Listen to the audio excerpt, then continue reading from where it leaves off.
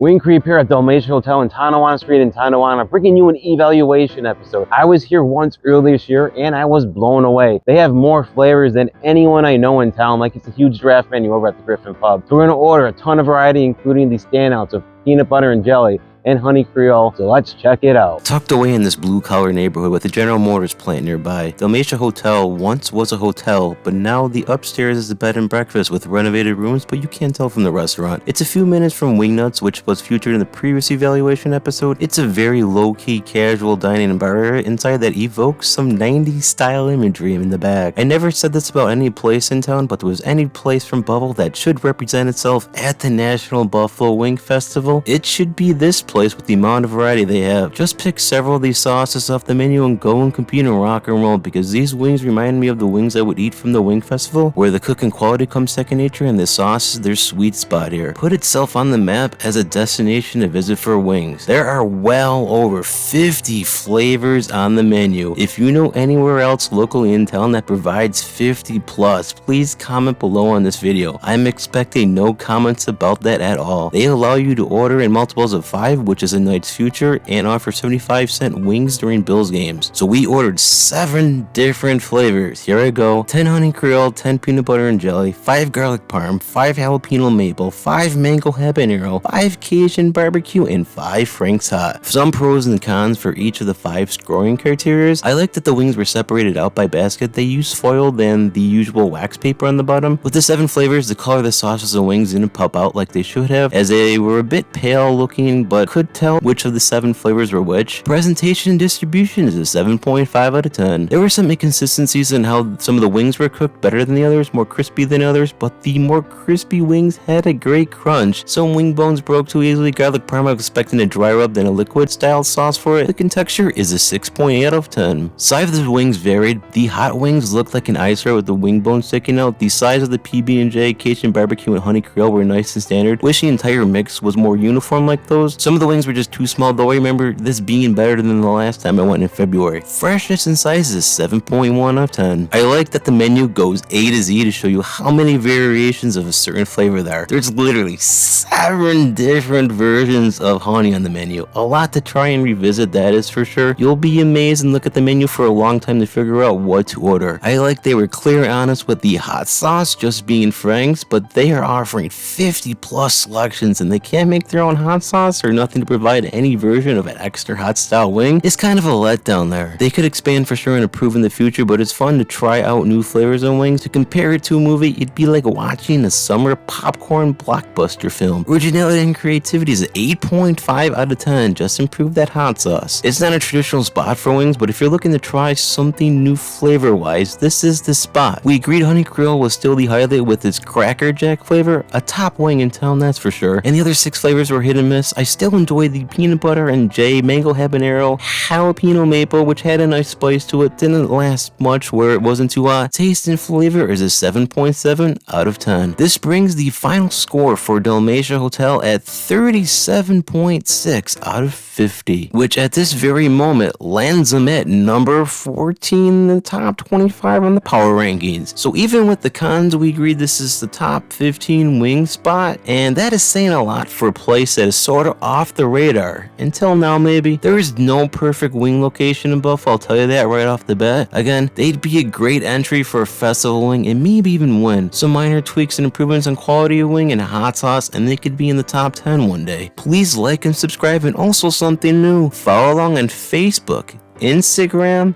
TikTok, and Twitter. Please look forward to the next evaluation episode by the Wing Creep.